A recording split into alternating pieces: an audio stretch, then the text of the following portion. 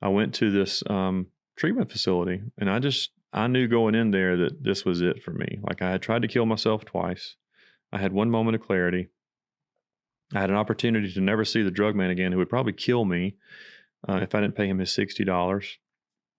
My parents were done with me. My estranged wife was done with me. My kids were too young. They didn't have any idea what was going on. So I could really change in this moment. Welcome to the Recovery Valve Podcast. I'm your host, Eric Kennedy. Today's episode is brought to you by Bagwell Insurance, Barrow Walden, Tree Guys with Ties. And a special thank you to all of our other supporters of the Recovery Valve Podcast. If I put forth the work, I've become a heavy smoker. I was smoking a lot. When I got there, this place was 2 long buildings. So when you get there, you go through the gate, then there's this building where you do like this intake, and they give you some supplies. And then there's these 2 long buildings. It was, I think somebody told me at one time, it was like an Alzheimer's center, because it was long hallways inside and then just rooms. And the hallways were real wide for like wheelchairs to pass each other. And when I got there, they took my intake picture. I still have that intake picture.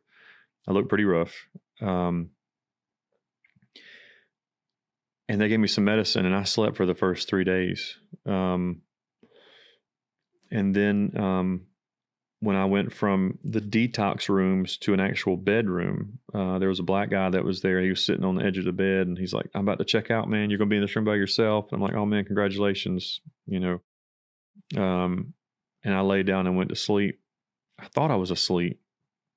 This was the craziest dream I've ever had in my life. I think it was like something bigger than that. I laid in that room on my bunk, and I remember falling asleep, and this group of people came in the middle of the night, and they didn't turn the lights on. They just let the light from the hallway kind of illuminate the room. And these people walked in, and it was like they were just looking at us like, okay, this is a good place.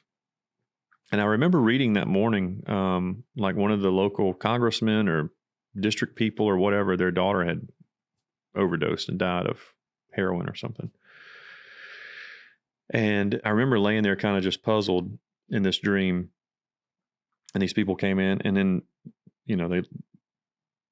as they were leaving the room, the last person just stopped, and they shut the door, and they turned around, and it was just this figure. It was, you've heard people talk about these stories before, but it was like this figure outline of a person, and they walked on the left side of the bed, and I was just frozen in fear, and I think I was pretending to be asleep in my dream. So it's kind of like Inception, but it walked around the foot of the bed and looked at me, and then it walked on this side of the bed, and then it got up on top of me, and it put its hands on my chest, and it said, "This is the only chance you have." And then as it leaned down in my face, it was that girl that I had read about in that paper. So it was just a part of the dream. It was just the way my mind was disrupted with detox from drugs and alcohol, and the last thing that I read, and seeing this person, and just all these things coming together. But I really feel like that figure was like, I had a presence of like evil or darkness in me from the time I was 13 until 30. And I think it was just the addiction coming out of me and leaving that room. And so it scared me so bad that I got up. And I made like a commitment to myself then, like, this is it. Like, I'm going to do whatever these people tell me to do to stay sober. I'm not doing this crap again, ever. And so I really worked it for the next 30 days. We learned how to meditate. We learned how to listen to music without it being a trigger. We learned how to talk about our past and dig up things that bothered us or hurt us, but we'd never told people. I had a good counselor. I'd made the jail report back in town. My parents had mailed that to me, and it wasn't like they were trying to make me mad or hurt me, but they just wanted me to see the destruction they were having to deal with back home. My wife or ex-wife, we weren't talking, but I was just letting her know I was okay so she could tell the kids, because I didn't see anybody for 30 days, and it was the greatest thing ever. It sounds so selfish, but for 30 days, I stayed in Florida. I did all of this work, and I was so proud of myself because I didn't drink. I got a 30-day chip. I didn't use, so I understood these chip systems. I understood what 12 steps were, and we didn't do the 12 steps. We did the first 3 steps there. Listen to these speaker meetings and hearing from other people talk about their struggles. But then it was time to get out, and it was that same feeling of being scared, like when I was in that shelter for these abused women. Like I was about to be homeless, and I couldn't go back to my parents. I had burnt that up, and I think I was too scared to go back there too, because it would put me in my playground area, or maybe back with those playmates that I didn't need to be around. So I found a place in Lexington that was a sober living house, where I could go find a job and work and kind of softly get back into life or the real world at being a 30-year-old. And I did that. I lived in this sober living house for, I think it was 3 months. I didn't have a phone, so my ex-wife and I were emailing back and forth. There was a computer in like the main room, and we were just trying to communicate and be on good terms for the kids. I was made to work. Like, you have to find a job to pay your way. So they would take you in these vans and take you to different parts of Columbia, and you would just get out, and you had to walk door to door and just try to find a job. Well, I did that 2 times. I'm like, I'm not doing this anymore. So instead of getting in the van, I would leave that house and walk the area that was close by. So my first job I got out of treatment in the sober living place was serving chicken at a place called Wings and Ale or something in Columbia, West Columbia. And I would serve alcohol and chicken. So it was like a bar. And so, I just started over. That was, I was okay with that. I had this clear mind. So I was walking in the afternoons. I was starting to jog or run in the mornings. I was surrounding myself with people that wanted to have the same thing I did. I got to see my kids. My dad would bring my kids up and let me see them for a couple of hours on the weekends. But then I started talking to my ex-wife, or a strange wife, whatever you want to call her, my wife. And I said, look, I really think that now that I'm clean, I can work this out and I can be better for you, for us.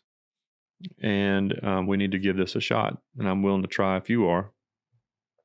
And we decided to do that. So one Saturday morning, she came and picked me up. And because of all the things that I did in our marriage, she had lost a lot. So she didn't have our house anymore. She was renting a house.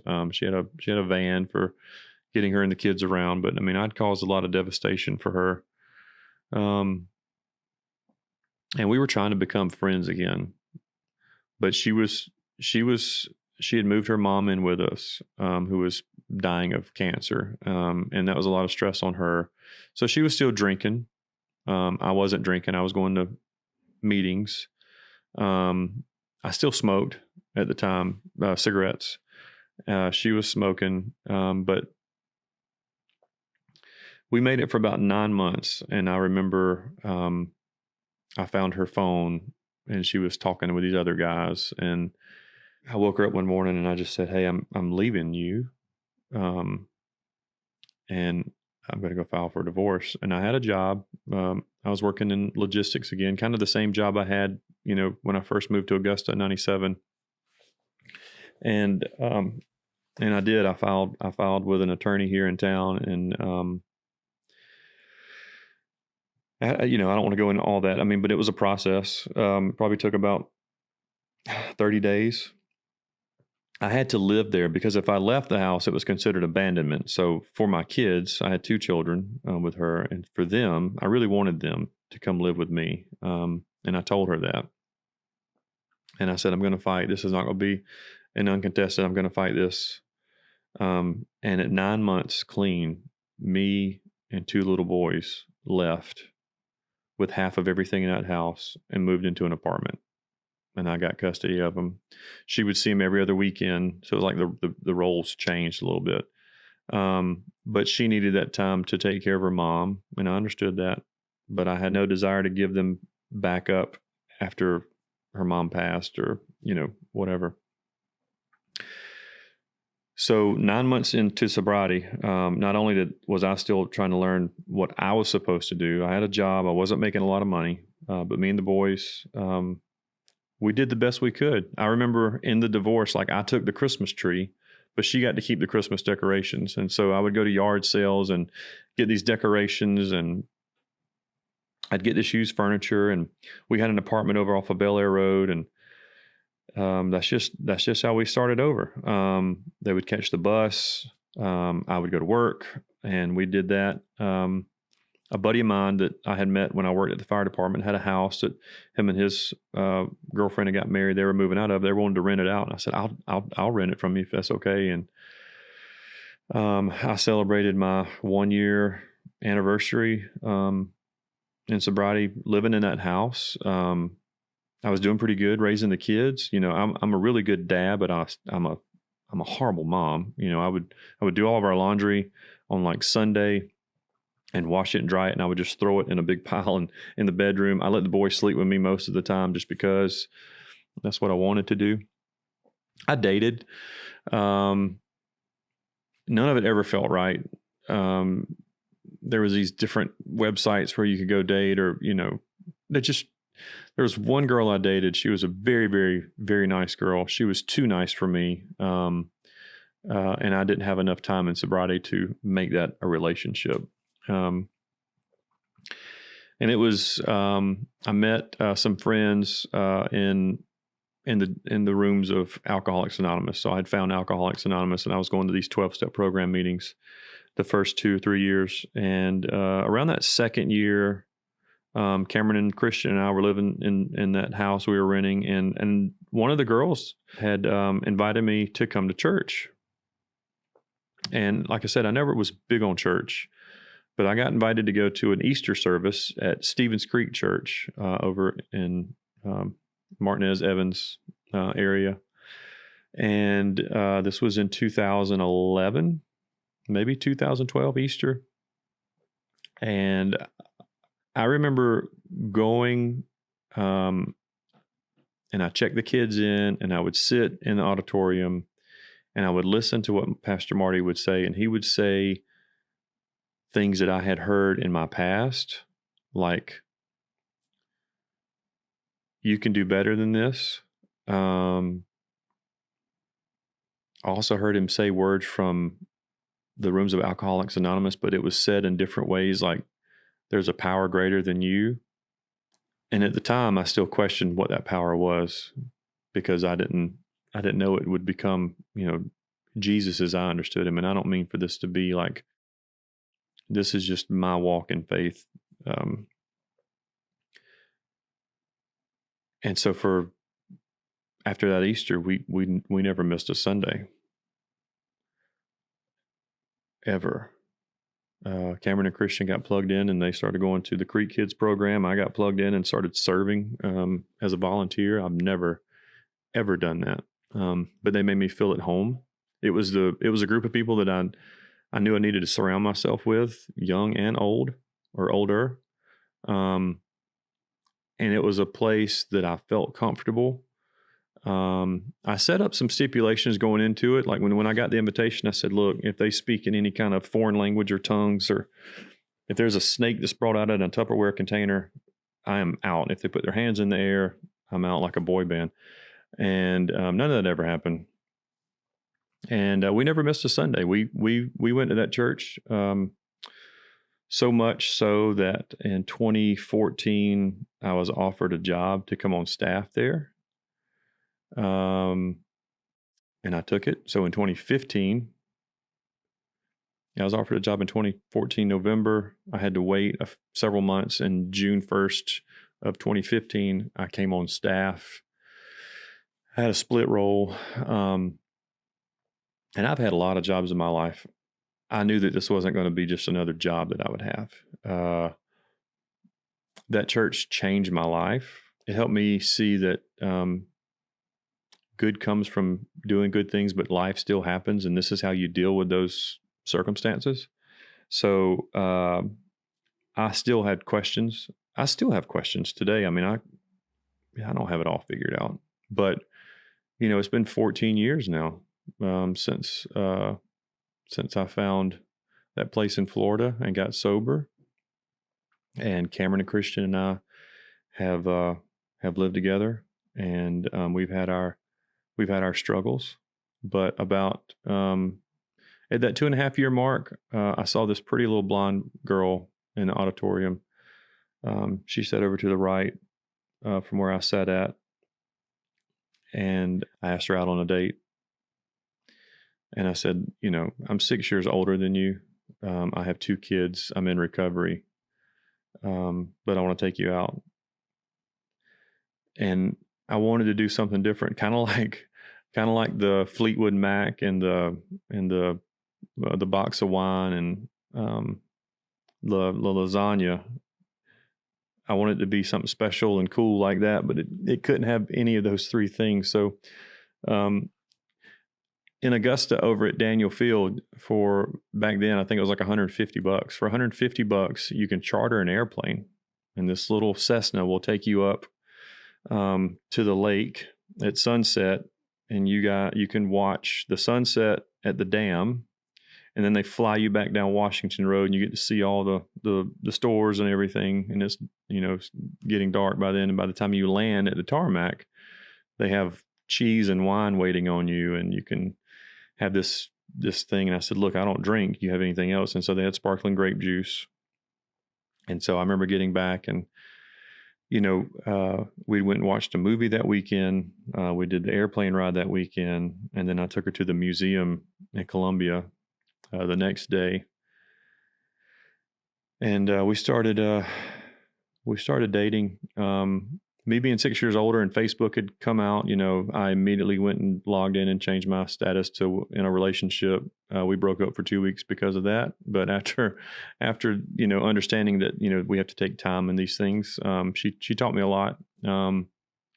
We dated for, I think 9 months, maybe 10 months. And in November of Thanksgiving, in 2013, 2014, I asked her to marry me, and she'd said yeah, and we've been married for 10 years. We have a beautiful little girl.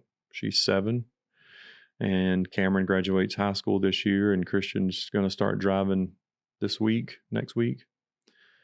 And as I think back over all of that, I think it goes back to that moment of clarity where I just said, okay, if you're real, if you'll just show me. And it doesn't happen with an immediate response of some light or some bird flying out and giving you this signal. It comes with time. And I've always liked the acronym that I learned in recovery. It's time, things I must earn. And it's been over the 14 years I've learned that it takes time for me to get back to where I need to be. And I've been involved in the recovery community in Augusta. Not deep. I really dove into my church work, and because I wanted to become a part of that DNA that Stevens Creek is, and I have.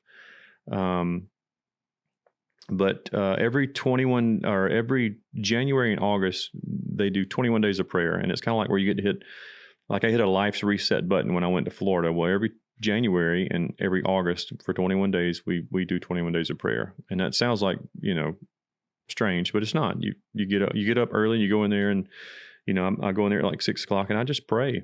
And it's kind of like that. You get that moment of clarity, like, Lord, tell me what you want me to do for the next 6 months, or like what you want me to be thinking about.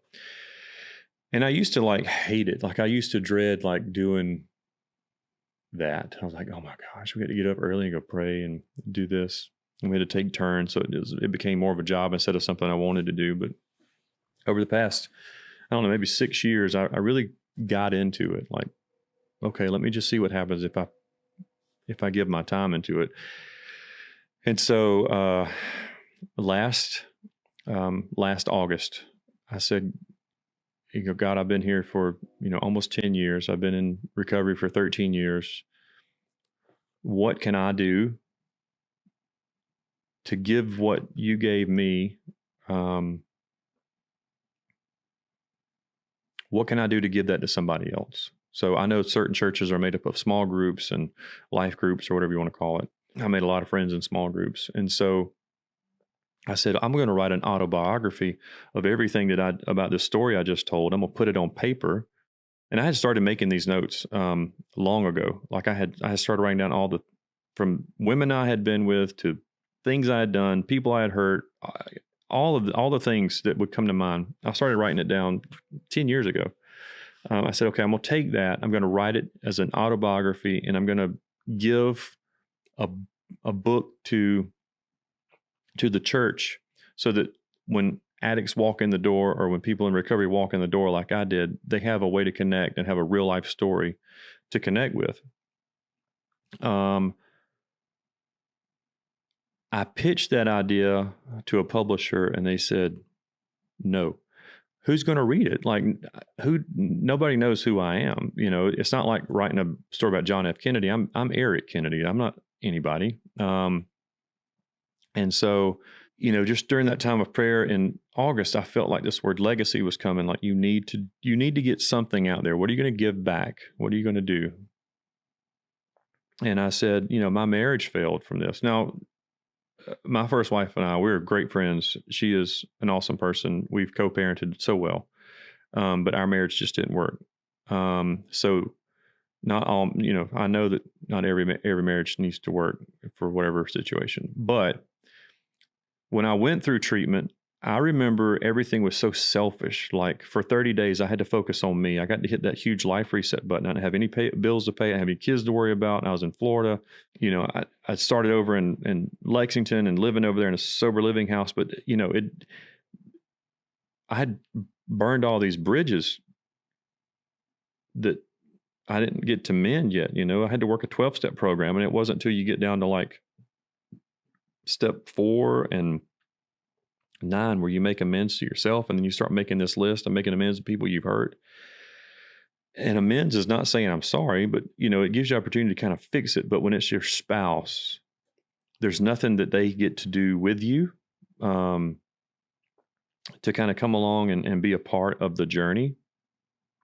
And so I said, well, what if I wrote a book to the spouse and didn't make it so much where it's selfish about the person in recovery, because there's so much out there for the person in recovery, but there's nothing out there for the supporting person or persons in recovery. And so I pitched that idea to a group called Exo Marriage out of Dallas, Texas, and they loved the idea. We couldn't find anything in America that's ever been written to the spouse to give them a workbook to go through together. And so with their help, they provided a ghostwriter that I was able to sit down and record and write these chapters, and then he would develop that and word it to be written as a workbook. And at the end of each chapter, there's questions for the spouse to answer that's in recovery, and then there's questions for the supporting spouse to answer, because now you're both in recovery together. And it's just super practical. And it's called, we called it, I originally wanted to call it Recovery Vow, because I didn't see where that name was used anywhere. And they didn't like that name. So, I mean, it's like, crap. I mean, what am I doing here? I'm trying to give you this great material and I'm trying to give you this awesome name, but I'm not a publisher. They know what they're doing. And so they said, we want you to, we wrote this book where you get to tell your story. And then we got this written as a workbook for these couples to go through. But it needs to have a name that is searchable with keywords and can be found. And so the name of the book turned out to be Marriage After Addiction, Take Back Your Life Together. Now, I still kept the brand or the name Recovery Vow because I wanted to have a brand that I could build off of. And the book and the upcoming books would fall under that brand. And during the process of writing the book, I wanted to figure out how I could promote it. And so I had the idea, and a couple of other friends pushed me to do a podcast. And so we started the Recovery Vow podcast. And recently we were given approval with the state of Georgia to teach classes to LPCs any LPCs that come through, they get ongoing credit hours for going through the class. Uh, and I turned it into a nonprofit. So any donations that come in, and we survive off of our donors. So over the last year, as this book was written and it launched, that the book has done really well. The podcast is listened to all over America. I think it's even listened into other countries. And these classes, I want to offer like a train the trainer program using the book for people, so I can catch them. Like, I go back to thinking about when I was in Florida, if those counselors had material like this that you could do, when you have the visits from family, or you can go and be working on this before you get out and have a plan that you're incorporating your spouse into your recovery program. I really think that that's important. And so other people have started doing that. So as a nonprofit, we're going to offer the classes for free for the Train the Trainer program. We're going to do some online courses for specifically for marriages. And we're going to do continuing education classes for LPCs and counselors. But life today is like this. I've got 14 years in recovery. I've got a kid that's going into college. I've got one that's going to be a junior in high school. I've got a daughter that's in elementary school. I've got a wife I've been with for 10 years. I work for a church that's phenomenal. It's easy to work for. It's great to work for. I've got a publisher that I work with. I've got a great production company I work with now to help me produce all this work that I'm doing. And all these little moments of clarity continue to happen, but it's every stinking day where I had that one moment of clarity in a field with wet flip-flops and orange mud. I had those moments of clarity and those thoughts of excitement for what the future holds, where I used to be scared of the future. And it's, it's not great all the time. I mean, I still deal with life on life's terms, as they say, but I'm very excited about what the future holds. I'm 45 years old now. I feel like there's some very big days ahead as we go into 2025. There's some people that stand behind this nonprofit. I applied for a grant about 6 months ago with a great company, or with a great group that writes grants, and I've applied for applying for the third grant soon. I didn't get awarded the first grant. Here's why. I'm not. Recovery Val hasn't been around long enough. It's only been around for, let's say, 8 months. If you look at the time of the first recordings, and the book is just so fresh and so new, but I made it to the top 5 and I got site visit. Now, I didn't get the grant, which would have provided $12,000 for me to offer the Train the Trainer program to the community here for free. So for, like Bluff Plantation and Hope House and Hale House and Hale Foundation, all these churches, that have these recovery programs, I didn't get the grant for that. But the same day that I didn't get the grant, an anonymous donor walked up and gave me twice the amount of money that grant was. And we already had about that much in the bank. So walking into 2025 from a dream of just trying to see what I can do with this, I've got almost $50,000 to do it. And we are going to continue to do the podcast. We're going to continue to work on the book and get it out there. And we're going to have these classes. We're going to have some online courses. And, that's not a sales pitch. That's a thank you. Thank you for what God is doing in this. And it's just, I feel like the evolution of recovery. And we're going to talk about all kinds of things. It's not just drugs and alcohol. We need to talk to the moms and dads that are in some kind of recovery because of their kids having addictions.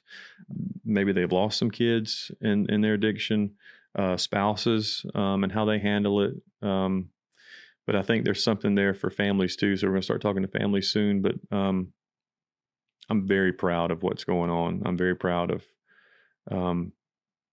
the team I have. I'm very proud of my family, and